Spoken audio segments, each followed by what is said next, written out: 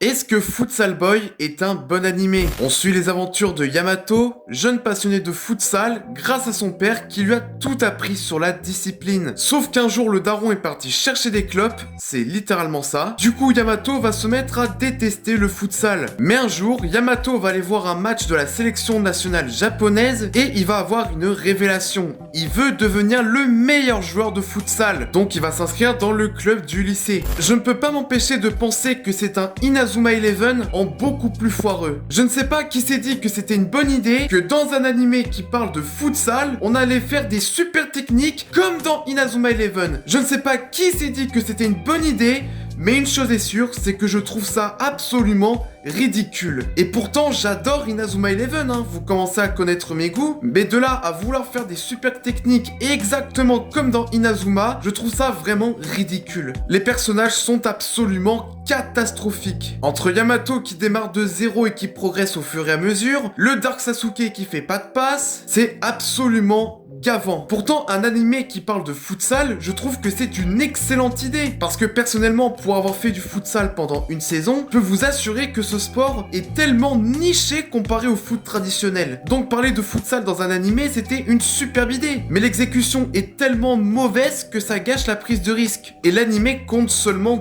12 épisodes. Qu'est-ce que tu veux développer quoi que ce soit en 12 épisodes? Passons à la note finale et Futsal Boy, pour moi, ne mérite pas plus de 7 sur 20. C'est pas un animé que je déteste, mais ça faisait longtemps que je m'étais pas autant fait chier en regardant un animé. Pour moi, si je résumerais Futsal Boy en 3 mots, ce serait ennuyeux, frustrant et décevant.